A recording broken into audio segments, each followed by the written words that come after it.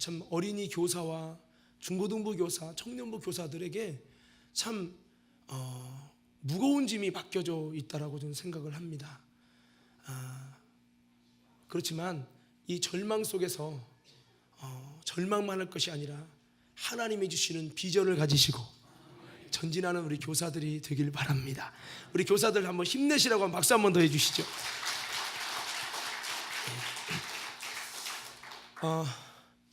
좀 암울한 미래를 말하는 분들도 있지만 어떤 분은 20년 뒤에 30년 뒤에 많은 어려움이 있고 경제적인 어려움과 아픔이 있는데 그래도 하나님의 교회는 승리하고 이길 것이라는 그런 또 예언이 있어요. 그게 뭐냐면 거기 어떻게 되냐면 세계가 경제공황으로 여러분 기근이 일어나서 비가 오지 않는 가뭄이 흉년이 들 때 하나님의 사람 요셉을 통해서 하나님은 그의 지혜로 애굽을 딱 준비시킬 때 그 애굽은요 정말 7년간의 흉년을 딱 준비해 가지고 그 모든 환난을 다 이기고 승리했다는 그 말씀처럼 이 마지막 때 20년 30년 뒤에 한국교회가 무너지는 것이 아니라 그렇게 여러분 이 나라를 지혜로 정말 잘 이끌 수 있는 요셉 같은 지혜의 사람이 나타나서 이 대한민국은 다시 부흥이 일어날 것이다. 이렇게 예언한 정반대의 여러분 내용의 이야기가 있어요. 그렇습니다. 저는 우리 과림교회가 암울한 미래를 어쩌면 바라보고 있는 것 같지만 그러나 이 과림교회 가운데 또 이 땅 가운데 하나님이 이 마지막 시대를 경제적으로도 여러 가지로 어렵지만 점점 더 어려워지지만 잘 이길 수 있는 지혜의 요셉 같은 사람만 있으면 그 숨겨진 요셉 같은 사람만 하나님 앞에 붙들려서 일어선다면 우리 과림교회도 우리 대한민국도 아름답게 마지막 시대에 주님의 제사장 나라로 세계를 선교하는 아름다운 여러분 영적인 대국가가 될 줄로 믿습니다. 그래서 이 시대는요 요셉 같은 사람이 일어나야 돼요. 그 요셉 같은 사람을 일으킬 사람들이 바로 교사들입니다. 그래서 우리가 어떻게 갈 것이냐. 여러분 오늘 성경의 말씀에 보니까 이 다윗은요 어떤 사람이냐면 주님 마음에 합한 사람이라고 예수님이 하나님께서 그렇게 말씀을 하셨습니다. 저는 오늘 말씀을 이렇게 보면서 우리가 이 마지막 시대에 점점 어려워지고 사단의 공격과 핍박이 더 많아져서 수많은 사람이 시험 들고 낙심하고 절망하고 여러분 타락하고 넘어질 수밖에 없는 이 시대에 저는 우리 과림교회 성도들이 다 이기는 자가 되길 바라고 이기는 자가 되어야 되는데 오늘 성경을 보니까요 누가 어떤 사람이 과연 이길 것이냐. 오늘 낮에는 예수님의 생애를 통해 좀 나눴는데요 우리가 어떻게 해야 우리가 이길 것이냐. 여러분 다윗같이 하나님 마음에 합한 사람이 되셔서 이기기를 주의 이름으로 축원합니다. 우리 성경 한번 찾아주셨으면 좋겠어요. 사무엘하 8장 6절과 14절이요 8장 6절 자 다같이 한번 읽겠습니다. 시작.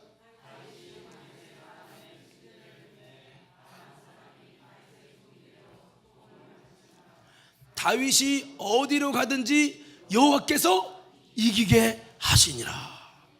자 여러분 14절 한번 읽어요. 14절이요 시작.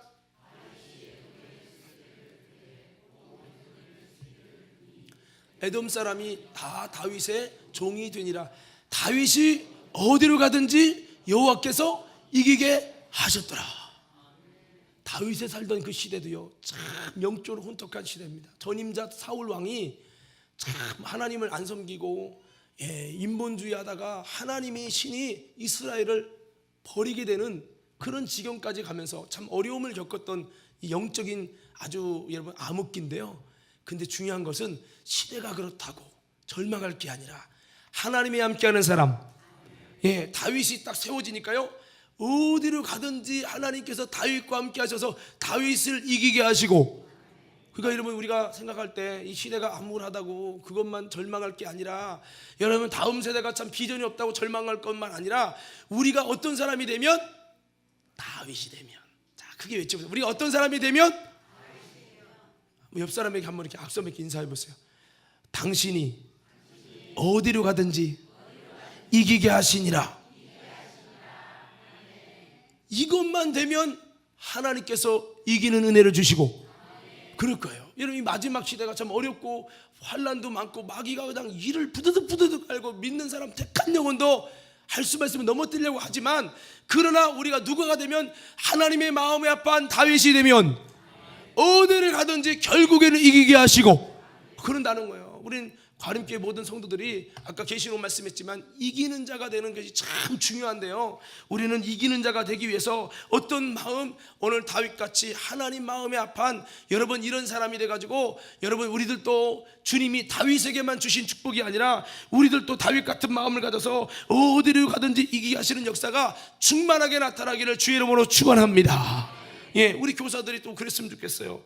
교사들의 역할이 뭐겠습니까? 어린이든 중고등부든 청년부든 장년부든 간에 다윗 같은 하나님 마음에 합한 사람을 만들어서 무엇을 하든지 어디로 가든지 이 아이가, 이 학생이 어디로 가든지 하나님이 이기게 하시는 그 역사를 일으켜 나가는, 예, 그런 귀한 역할이 바로 이 교사라는 직분인 것이죠. 그래서 우리는 오늘 이 말씀을 통해서 교회 여러분들이 이런 초점을 가졌으면 좋겠어요.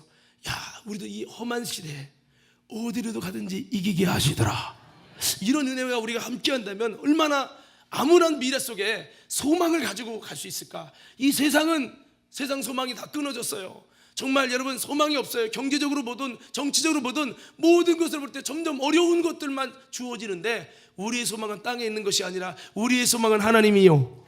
다윗처럼 주님께서 우리를 이기게 하시면 이 어려운 조건에도 이기게 되는 놀라운 은혜가 주어질 줄로 믿습니다. 자, 그렇습니다. 그래서 우리는 어떻게 해서 다윗은 이기게 됐을까? 오늘 성경은 이렇게 말하죠.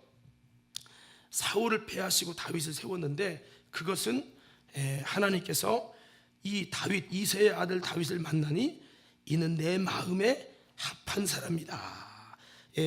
하나님의 뜻을 다 이루게 할 것이다. 이렇게 말씀을 하고 있어요. 오늘 저와 여러분들이 이기는 다윗 같은 신앙이 되기 위해서 여러분 뭐가 합해야 돼요? 하나님과 마음이 합해야 된다는 거예요. 사람은요 외모를 봐요. 교사 똑똑하고, 교사 리더십 있고, 교사 잘 가르치고, 교사 인품 좋고, 우리는요 그런 것들을 보려고 하는데, 우리 하나님은 외모로 보지 않고 중심을 보시고. 여러분, 성경에 다윗을 하나님이 세우실 때 사무엘은 영적인 사람이잖아요. 영적인 사무엘조차도 눈에 보이는 것이, 야, 어떤 사람이 하나님이 이 나라를 이끌 왕을 세울 것이냐, 기름 부을 때 하나님의 부름을 갖고 왔는데, 여러분 이새의 첫 번째 아들 보니까 이야 잘생기고 늠름하고, 야 이런 사람이 왕이 돼야지. 그런데 하나님 아니라는 거예요. 둘째도 괜찮은데 둘째도 아니고, 계속 가다가 마지막 이제 7째까지 갔는데 아니라는 거예요, 하나님이. 그럼 도대체 누구지?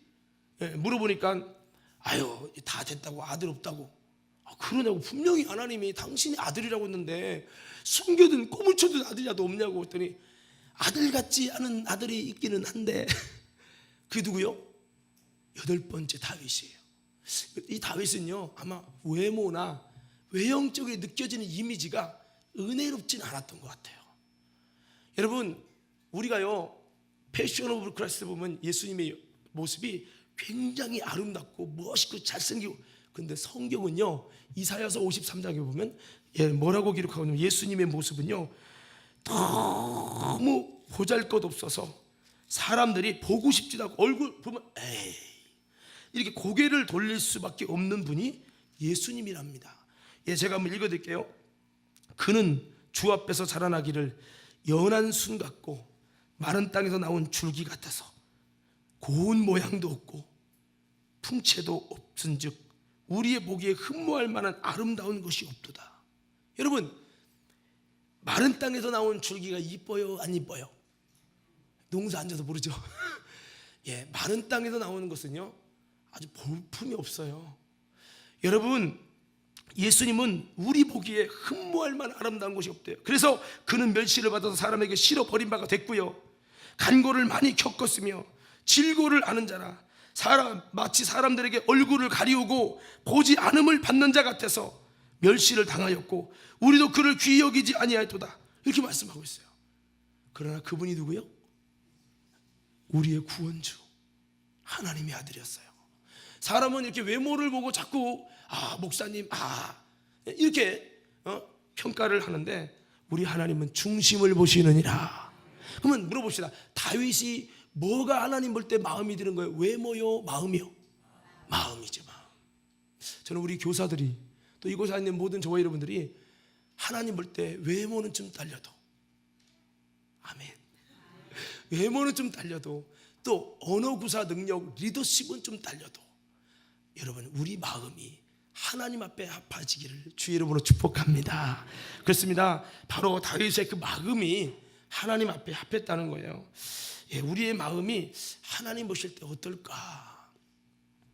이 마음은 성경은 이렇게 말하고 있죠. 그 무릇 지킬 것 중에 뭐를 지키라? 너희 마음을 지켜라. 이에서 생명이 남이니라. 우리 마음이라는 것은요, 생명이 나는 것이고, 이 마음은요, 예수님을 통해 거룩해 하심을 받은 자들의 마음속에 그리스도의 법을 두시고 그리스도의 법을 그곳에 기록하실 것이라 했어요. 그래서 마음은요, 예수님의 새로운 거룩한 지체가 됐을 때, 새로운 주님의 언약의 백성이 됐을 때, 거룩한 성전이 됐을 때 그 속에 하나님의 법을 기록할 장소가 마음이에요. 그리고 더 나아가서 여러분, 하나님의 성령이 거하실 집, 성령이 거하실 전이 어디냐? 여러분, 우리의 마음임을 믿으시기를 바랍니다. 그래서 우리 마음은 하나님의 성령이 거하실 전이면서 이 마음이 뭐가 이루어져야 할 곳이냐면, 한번 따라 합시다. 하나님의 나라가 이루어질 곳입니다. 예수님은 이 땅에 하나님 나라 건설을 위해 오셨어요. 그것이 과림동이라고 하는 이 땅에 세우는 것이 아니라 주님은 우리의 마음에 하나님 나라 건설을 위해서 주님이 이 땅에 오셨고, 지금도 수많은 영혼들의 마음에 바로 하나님의 통치와 다스림과 주권이라는 그 하나님의 나라가 건설되기를 원하시는 줄로 믿습니다. 우리 옆 사람에게 다시 한번 이렇게 말하세요. 이렇게 말하세요. 네 속에, 다시 옆 사람에게, 내 영혼 속에 하나님의 나라를 건설하는 것이 주님의 비전입니다. 바로 이 마음입니다. 이 과림동의 땅, 여기가 아무리 하나님이 다스리면 뭐 하겠어요? 한 영혼이 구원받는 게 아니라, 지역의 땅이 아니라 주님이 원하는 그 땅은 우리의 영혼인 줄 믿습니다. 우리 마음이 하나님이 다스리는 그 나라가 되기를 원한다는 거예요. 그래서 우리의 마음은 무릇 지킬 것 중에 우리 마음을 지키라고, 하나님이 세우시는 자는 이 마음이 지켜진 자들을 하나님은 이렇게 세우시길 원한다고 성경은 우리에게 말씀하고 있습니다. 여러분, 오늘 다윗을 왜 세웠느냐? 하나님 마음이 아파돼요. 그러면 다윗이 어떻게 이 마음을 정말 이렇게 잘 지켰다는 거죠. 성경을 보니까요, 시편 37편 4절 5절을 보니까 다윗은 기도로 그의 마음을 지켰다는 것을 볼 수가 있습니다. 그래서 우리가 어떻게 하면 우리가 하나님 마음에 앞에서 우리도 이기는 자가 될까? 우리는 무엇보다 마음을 지키는 자가 되고, 어떻게 지킬 것이냐? 다윗은 뭐로? 기도로 지켰더라. 기도로 지켰다는 거예요. 자, 우리 시편 37편 4절 5절 말씀 다 같이 한번 읽습니다. 시작.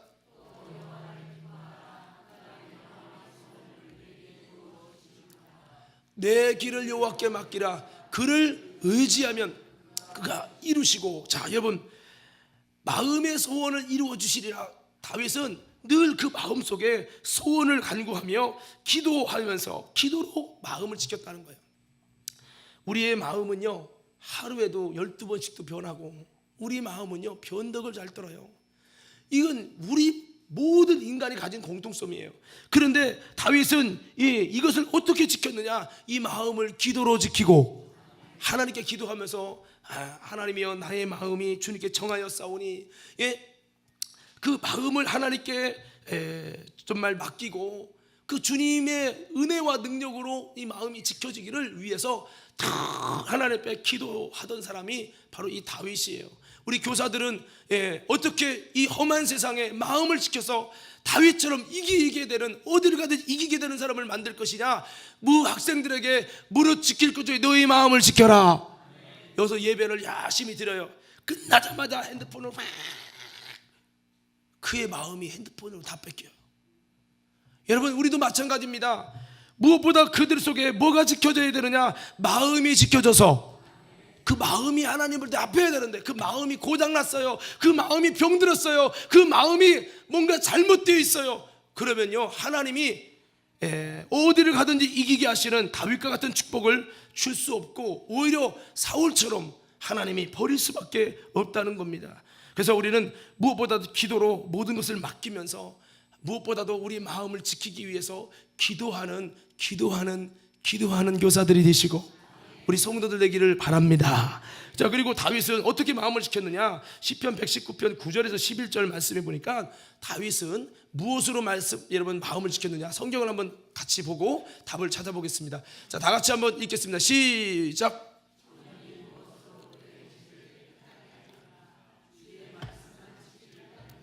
10절이요?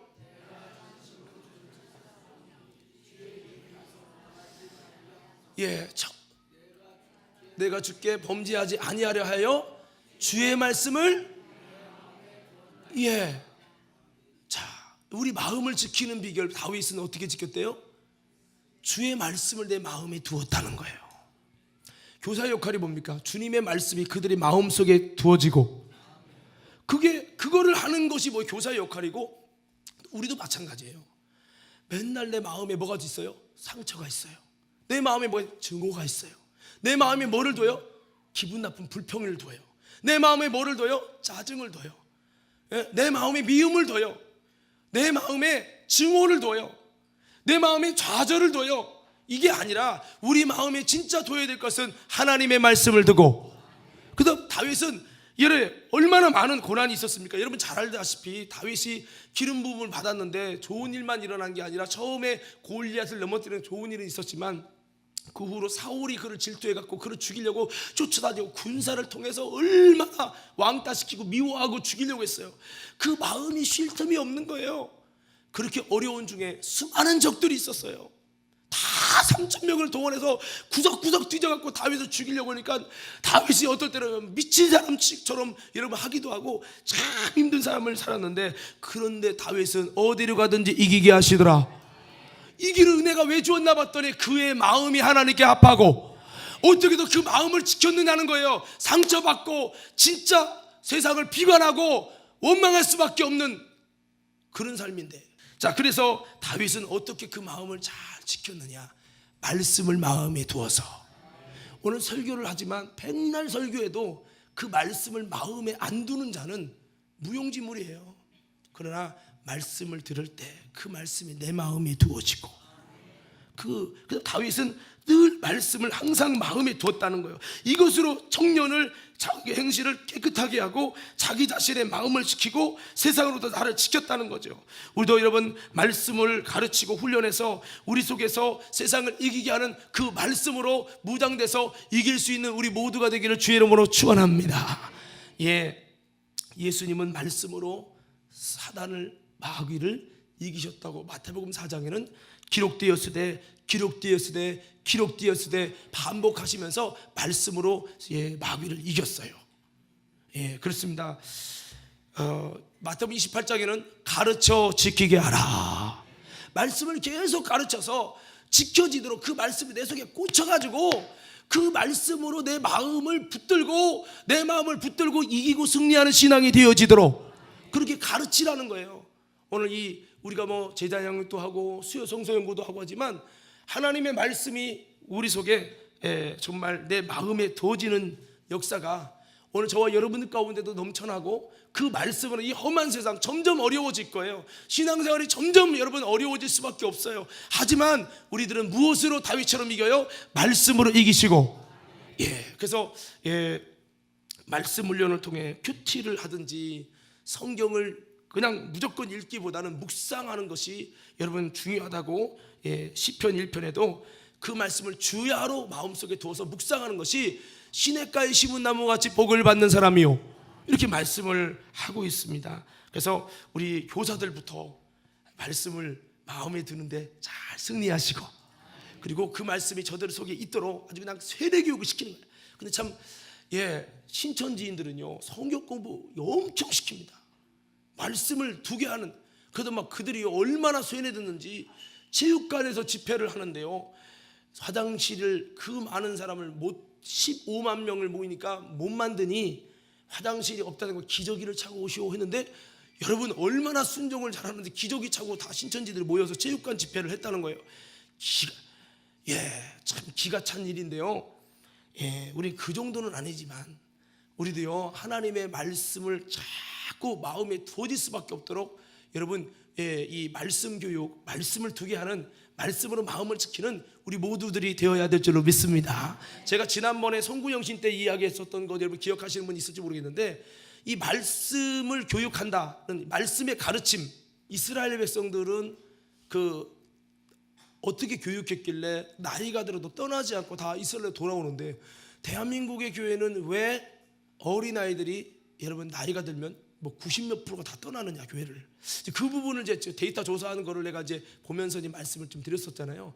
그게 이제 요즘에 이제 뜨고 있는 하브라타 교회라고 해갖고, 그게 뭐냐면 유대인들 교육 방식이에요. 그 유대인들은 어떻게 교육하냐?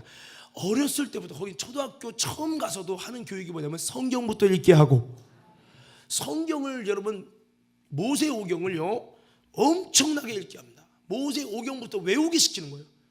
그래서 하브라타 교육인가 그 교육의 여러분 특징이 뭐냐면 성경을 외우게 하는 거예요. 계속 외우고. 근데 내가 성지순례 가서 물어보니까 당신들 이렇게 외우기만 하지 깊이는 모르지 않냐고 이제 그런 얘기인데, 그 원래 하브라타 교육은 외우는 거가 중심이 아니라 외우면서 그 말씀을 마음에 두고 새기는 것이 그들에게 중심이라는 거예요.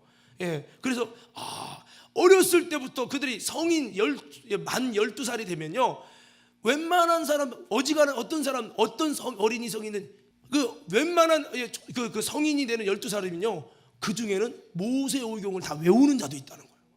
와, 거기는 대학교든 중학교든 학교에서 모세오경을 따로 무조건 가르치게 됐어요. 성경을 가르치고 그 성경 말씀이 기반이 안 되면 이 모든 지혜는 하나님께서 오기 때문에, 성경 말씀이 기반이 안 되면 진도 안 나. 그래서 우리나라 사람이 이스라엘 유학 가잖아요. 제일 먼저 하는 게 뭐냐? 모세오경부터 다 외우게 시키고 성경부터 시키는, 성경부터. 그러니까 여러분, 우리가 말씀을 자꾸 접하고 말씀을 묵상하고 말씀을 마음에 두고, 이게 참 중요한 거예요. 오늘 저와 여러분들이 다시 한번 말씀으로 우리도 우리의 마음을 지켜가는 우리 모두가 되기를 주의 이름으로 축원합니다. 그리고 여러분 다윗은요, 여러분 또 무엇으로 자기 마음을 지켰냐면 한번 따라해 봅시다. 찬양으로 자기의 마음을 지켰다. 여러분 시편 누가 졌죠? 대부분 다윗이에요. 이 시편이 사실은 뭐죠? 찬양이에요. 우리가 손을 높이 들고 했잖아요. 이거 시편이 기록된 거예요. 그리고 해 뜨는 데부터, 이거 시편에 있는 내용이에요. 다윗이 만든 찬양이에요. 성경의 수많은 여러분 시편은요, 왜 시편이냐? 찬양시입니다. 찬양시. 다윗은요 늘 힘들고 어려워도 주님을 찬양하고, 그냥 힘들 때마다 고난이면 고난 속에서 찬양을 기록해갖고 또 부르고. 다윗은요 연주자야. 이 하프를 타면서. 그래서 다윗이 얼마나 연주만 한 게 아니에요. 우리 연주팀 잘 들어요. 연주만 하면은 악신이 들어갈 수도 있어요. 여러분 다윗은 하나님을 찬양하는, 그 영감에 의해 찬양할 때요, 다윗이 하프 연주를 딱 했더니요 사울에게는 악신이 떠나가고, 이게 진짜 연주자들의 비밀이에요. 할렐루야. 여러분들이 우리 엄마는 자매가 확 하면 귀신이 떠나가고, 베이스 팍 촉포하는데도 악한 질병이 떠나가고, 얼마나 멋있습니까? 우리 관음교회 예배는 그렇게 됐으면 좋겠어요.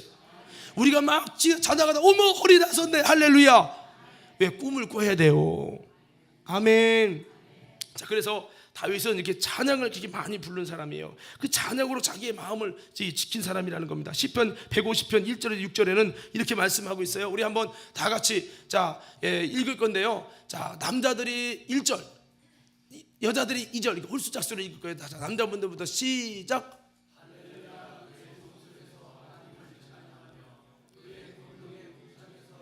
자, 여자분들 시작.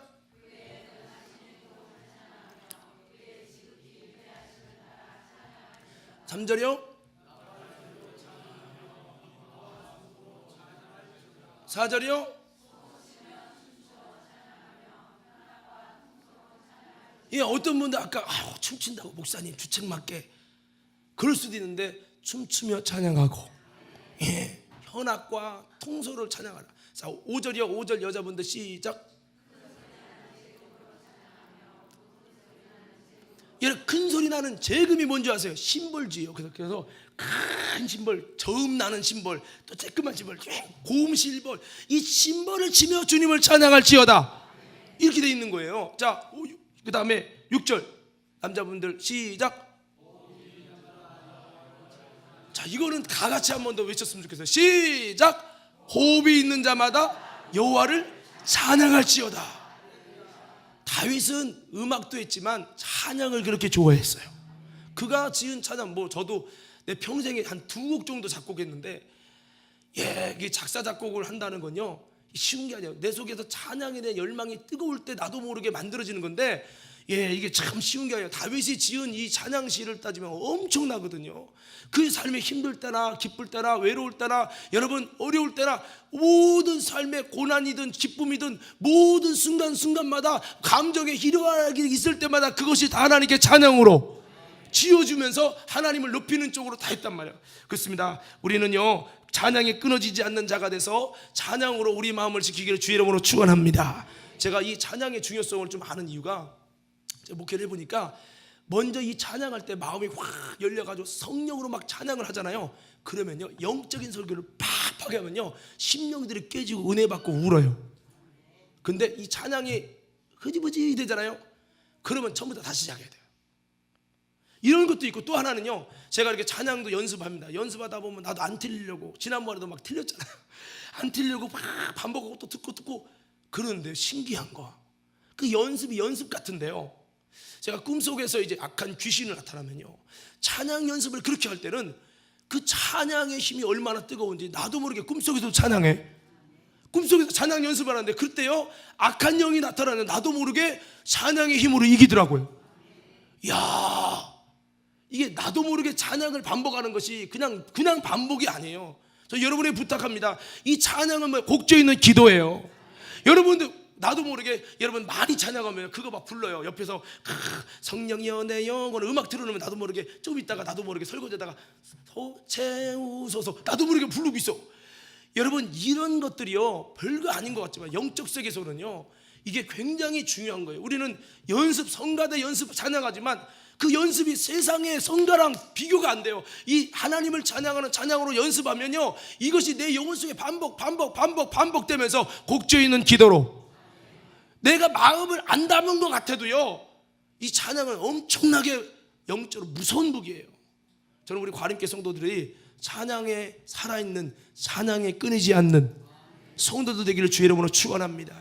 제가 대신방 때 이미희 권사님네 가갖고 내가 그 설교를 했어요. 뭐냐면 하나님의 전쟁을 하는데 이스라엘 백성들 언제 이기게 하셨냐? 찬양을 부를 때 여호와의 신이 임해가지고 전쟁을 이기게 하셨어요. 예, 그래서 우리는 이 찬양이 참 중요한 겁니다. 다윗은 이 찬양을 통해 마음을 지켰습니다. 여러분 우울할 때가 있습니까? 상처받아서 마음을 지킬 수 없을 때가 있습니까? 절망이 있습니까? 주 안에 있는 나에게 단 근심이 있으랴 십자가 밑에 나가 내 짐을 풀었네. 여기 찬양이 보면 내 두려움이 변하여 내 기도 되었고 전날의 한숨 변하여 내 찬양 되었다. 예, 그렇게 돼야 되는 것이죠. 예, 그렇습니다. 우리는 우리 속에서 찬양이 끊이지 않는 다윗이 돼서 우리 마음을 지키는 그런 신앙이 돼야지. 자꾸 내 입에서 힘들어도 어려워도 찬양으로 나의 마음을 지켜야지.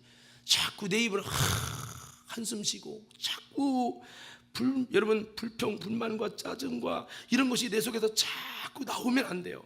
우리 속에서는 그런 것이 나오지 말고 찬양이 나오고, 힘들어도, 저도 힘들 때 이런 찬양 많이 불러요. 내 주여 뜻대로 행하시옵소서. 예.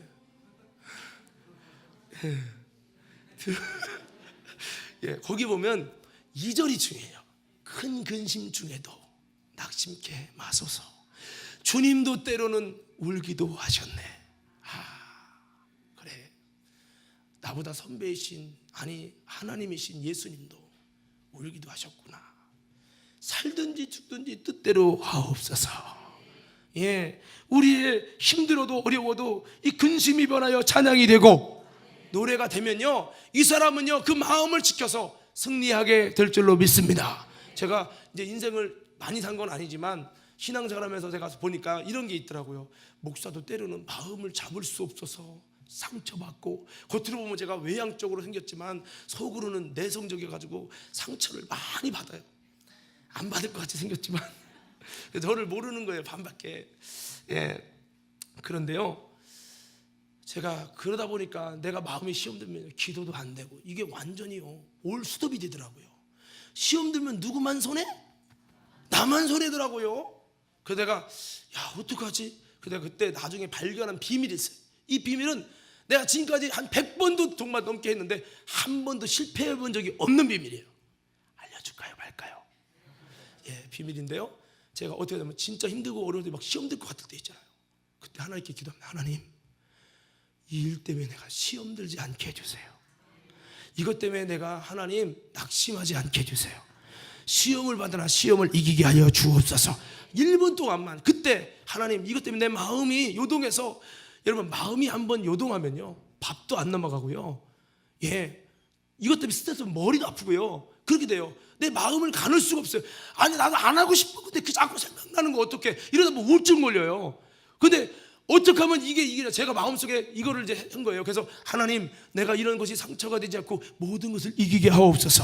주님, 내 마음을 붙들어 주시옵소서. 시험에 들지 말고 시험을 이기게 하여 주옵소서. 내가 내 마음을 지킬 수 없습니다. 성령님 붙들어 주옵소서. 1분만 딱 진실하게 기도하면요, 그렇게 하고 많은 마음을 정말 붙들기 어려운 어려움이 있어도 그렇게 기도하고 나서 한 번도 마음에 여러분 흔들리거나 시험 들지 적이 없어요. 믿거나 말거나요. 저는 그래서 내가 경험한 경우로는 여러분 하나님 앞에 그렇게 우리 기도도 또 말씀으로 찬양으로 지켰던 다윗처럼 우리 마음을 지키기 위해 힘쓸 수 있는 저와 여러분 모두가 되기를 주의 이름으로 축원합니다. 자, 이렇게 하고 설교 끝나면 좋겠지만 한 가지만 더 우리가 좀 생각해야 되는데, 목사님 그거요 찬양으로 기도로 말씀을 다 목사님들이 하는 얘기 아닙니까? 그 다윗이나 하는 거고 목사님이나 하는 거지, 우리가 어떻게 그렇게 다윗처럼 그렇게 마음을 지킬 수 있습니까? 라고 생각하는 분들도 있을 거예요. 여러분, 내 성경을 보니까 다윗은요 대단한 사람이 아니라 우리와 똑같은 사람이에요. 다윗은 우리와 똑같이 넘어지는 자였다는 것을 우리가 성경을 통해 볼 수 있어요. 우리 한번 사무엘하 11장 1절 한번 띄워줘 보세요. 자, 1절부터 5절까지 한번 읽어볼 건데, 1절부터 한번 봅시다. 이것이 뭐냐면 다윗이 넘어지는 장면, 밧세바를 범하는 이제 장면이 나오는 거예요. 1절 한번 읽습니다. 시작.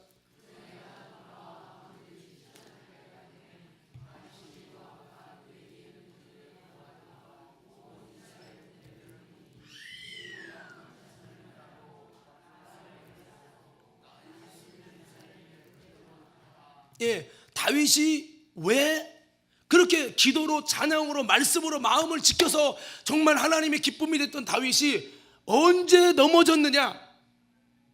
성경에 보니까 여기 왜 보여요? 해가 돌아와 왕들이 뭐 할 때? 출전할 때. 왕들이 출전할 때는 전쟁이 나서, 이건 왕들이 다 나가서 전쟁을 해서 왕들이 출전할 때, 모든 왕들이 출전할 때 다윗은 어디 있었죠? 예루살렘에 있었어요.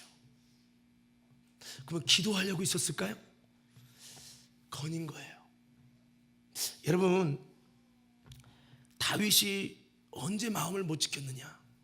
모든 왕들이 출전해야 될 때 자기는 나가지 않고 농땡이 치고 예루살렘에 그냥 머물러 있을 때.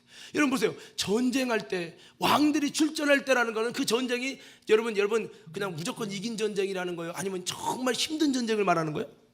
힘든 전쟁을 말하는 거죠. 왕들이 출전해 다윗도 나가서 그들과 함께 빡 싸워서 하나님으로 이기게 해야 되는데 다윗이 그때 너희들이 가고 나는 하고 쉰 거예요. 그럴 때 다윗에게 사단이 찾아온 것입니다.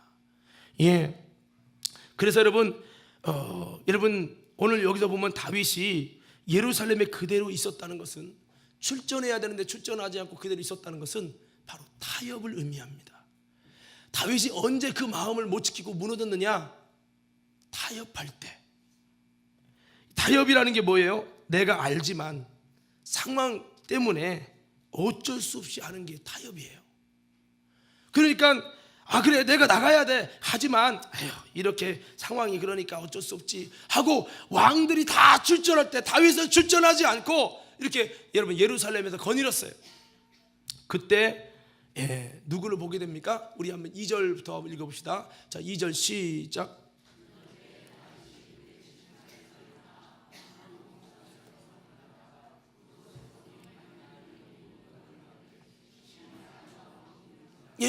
여자가 눈에 들어오기 시작하는 거예요. 사실은 여러분 전쟁을 안 나갔다면 다윗은 뭐 해야 되죠?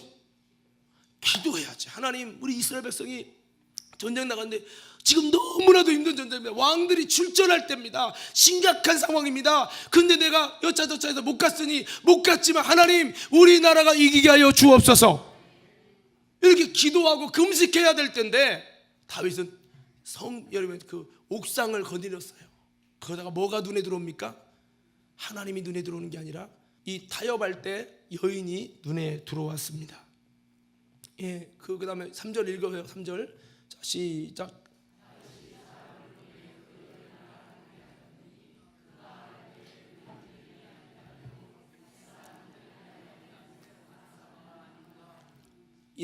계속 있습니다.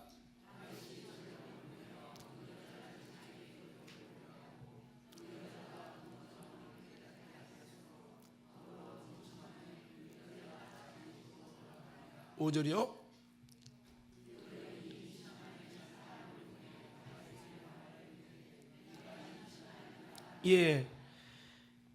사단이 다윗을 무참하게 넘어뜨리는 것은 작은 겁니다. 그가 출전해야 될 때 있어야 할 자리에 있지 아니하는 그 타협 때문에 이것으로 말미암아 사단이 그의 마음을 빼앗습니다. 뭐로? 여자로 빼앗습니다. 그래서 이것 때문에 이 작은 타협으로 시작해서 다윗은요 그 여자와 동침하는 범죄를 저지르고 더 나아가서 그의 충성스러운 장군 우리아를 전쟁에 내보내서 죽이는 일을 하게 됩니다.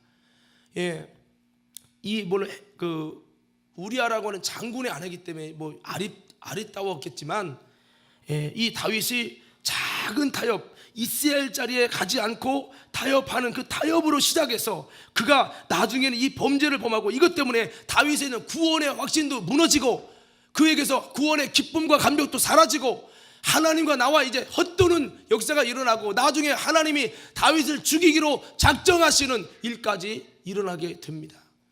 여러분 우리가 오후 예배쯤이야, 11조쯤이야, 심야 예배쯤이야, 우리는 흔히 어쩔 수 없다는 상황을 가지고 이렇게 타협해요.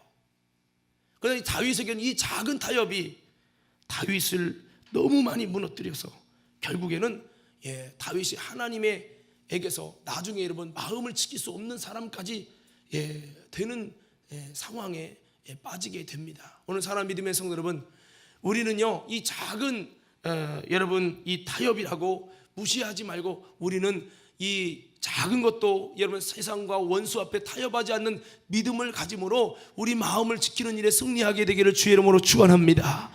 여러분 사울 왕, 우리가 잘 알고 있는 사울 왕도 왜 버림받고 무너졌습니까?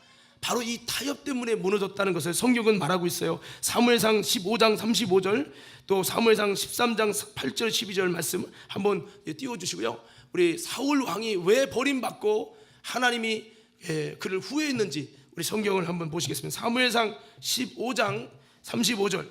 자, 여러분이 찾아야 되겠네요. 영상이 안 나오네. 자, 사무엘상 15장 35절. 이제 나왔네요.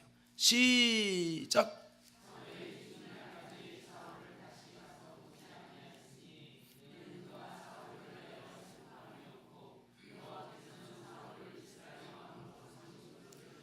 자, 왜 하나님이 이스라엘 사울 왕 사용 것을 후회했는가? 자, 여러분 사무엘상 13장 8절에서 12절 보면은 그 답을 주고 있습니다. 이 사울이 왜 하나님께 버림받는지 바로 이 제사장직을 침해하는 사건이 나옵니다. 우리 8절부터 우리 12절까지 함께 읽겠습니다. 시작.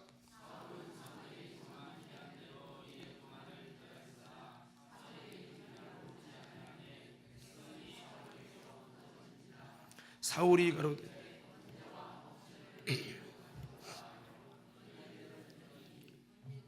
언제 들으기를 피하자 사무엘이 온지라 사울이 나가 맞으며 문안하며 사울이 왕이 행한 것이 무엇이뇨?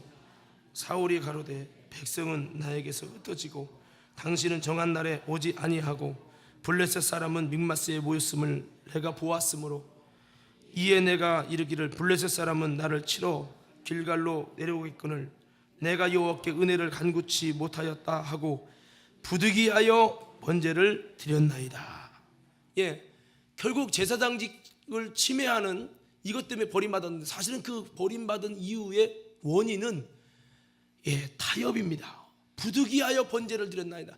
그가 그냥 하고 싶어서 드린 게 아니에요. 어쩔 수 없다라고 하는 그냥 내가 알지만 상황 때문에 어쩔 수 없다라고 하는 이 타협. 부득이하여 목사님 제가 이번 주일날 부득이하여 내가 이번 주 정말 주일 성수 부득이하여 내가 11조를 부득이하여 내가 교사를 부득이하여 이 타협이라는 이것이 결국에는 사울 왕이 하나님께 버림받는 결정적인 이유가 됐다는 거예요.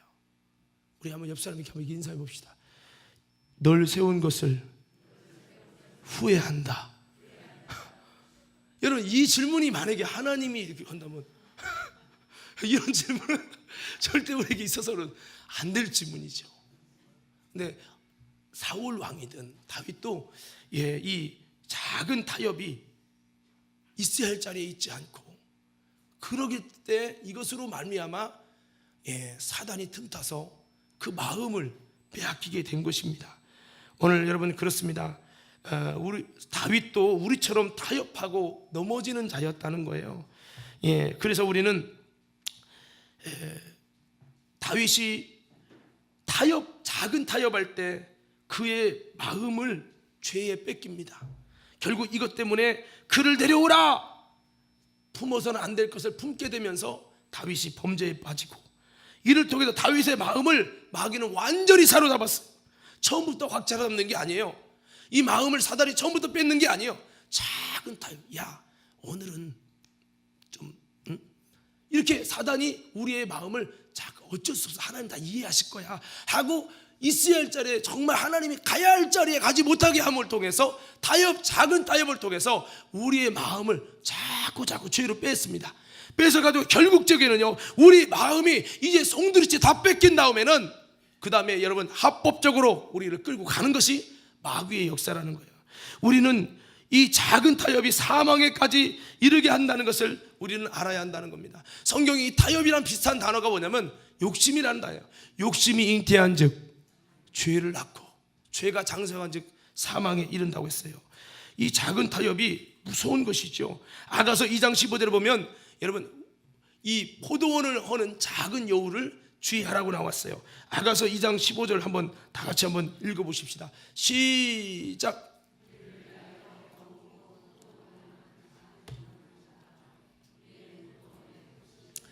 성경에서 포도원은 교회를 의미하고 가정을 의미합니다. 이 교회를 허는 가정을 허는 이 작은 여우가 있대요. 작은 여우는 작아서 별 티가 안 나요. 작은 욕심, 작은 타협, 티가 안 나서 별 대수롭지 않게 여기다가 작은 여우 티가 안 나기 때문에 어느 순간에 하면은요, 언제 아느냐? 다 무너진 다음에 알아요. 그래서 우리는요, 다시 한번 이 영적 존재, 이 작은 여우는 마귀를 상징합니다.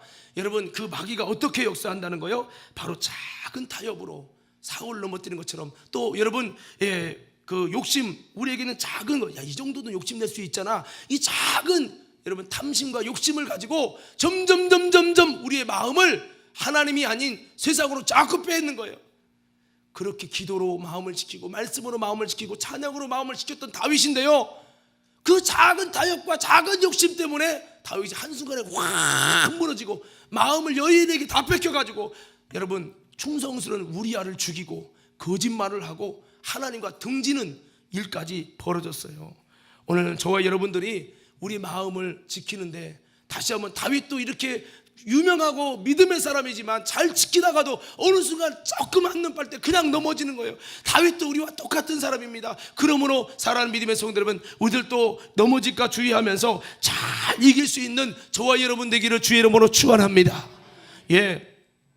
리차드 포스터가 그런 말이겠죠. 목회자들이 돈, 섹스, 명예, 이 세 가지를 꼭 이겨야 된다, 이렇게 말을 했는데, 여러분, 이거는 목사님에게만 해당되는 것이 아니라 우리들도 정말 우리 포도원을 하는 작은 여우 같은 이런 역사가 우리를 언제 돈으로, 언제 성적인 타락으로, 언제 명예로, 언제 스포츠로 우리를 멸망시킬지 모른다는 걸 기억하면서 우리는 다시 한번 나를 믿지 말고 더 깨어 기도하면서 여러분 우리 마음을 지키기를 힘쓰는 우리 모두가 되기를 주의 이름으로 축원합니다. 자, 마지막 결론입니다. 여러분, 자, 그러면 이제 오늘 결론인데요, 아까 그랬어요. 다윗도 우리와 똑같은 사람이다. 타협 때문에 무너진 사람이다. 근데 여러분, 사울도 무너졌고 다윗도 무너진 사람인데 왜 하나님은 사울을 패하고 다윗을 세우면서 이는 내 마음에 합한 사람이다 이렇게 말했을까요? 여러분, 성경을 보니까 사울은요, 하나님이 그를 책망할 때 그것을 회개하고 돌이킨 것이 아니라 이렇게 둘러댔어요. 근데 다윗은 나단의 선지자 책망 속에 완전히 낮아져서 회개했다는 것이 다른 거예요.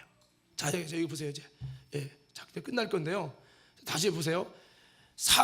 다윗도 사울처럼 여전히 넘어지는 연약한 자였어요. 그러나 다윗이 하나님의 기쁨이었던 것은 여러분 그의 마음을 기도로, 찬양으로, 말씀으로 자꾸 지켜갖고 여러분 하나님이 보실 때 그 마음이 합한 자가 되려고 몸부림을 친 사람이에요. 그러나 몸부림을 치는 다윗도 넘어졌어요. 그런데 왜 사울과 다르냐? 왜 하나님이 그 마음을 기뻐하느냐? 사울은 주님의 선지자를 통해 책망할 때 그 말을 듣고 회개하지 않고 고집부리고 자기 마음대로 그냥 그까짓 것 같고 이러고 넘어갔어요. 그러나 다윗은 나단의 책망 앞에 완전히 낮아지고 하나님께 철저히 눈물로 회개한 사람이에요. 하나님은 이런 다윗의 마음, 그래서 그렇게 회개한 다음에 그 죄값을 톡톡히 치르면서 그의 여러분 바세바의 첫 번째 아들이 죽게 되죠. 그 고통을 겪으면서도 그 끝내 여러분 그 인생 속에 많은 아픔이 있었지만 다시 한번 하나님께 기도로 마음을 지키고 말씀으로 마음을 지키고 찬양으로 마음을 지키면서 다시 일어서서 하나님 앞에 진심으로 회개하는 심령이 가난한 자, 애통하는 심령이 되었을 때 다윗은 능히 모든 것을 다시 한번 이기고 승리하는 하나님의 놀라운 축복의 사람이 되었다는 것입니다. 오늘 사랑하는 믿음의 성도 여러분, 우리도 때로는 다윗처럼 연약할 수 있지만 우리가 넘어지지 않도록 이기는 신앙이 되도록 늘 깨어 기도하면서 또다시 우리가 넘어졌다 할지라도 회개하며 주님 앞에 내 가슴을 치면서 하나님께 나아간다면 하나님께서 어떤 사람을, 이런 다윗 같은 사람을 사랑하시고 하나님이 쓰신다는 것을 기억하면서 우리 다시 한번 다윗 같은 하나님의 모습, 주님 마음에 합한 모습을 가져서 어디로 가든지 이기게 하시고 승리하는 하나님의 놀라운 역사가 저와 여러분 모두에게 있게 되기를 주의 이름으로 축원합니다.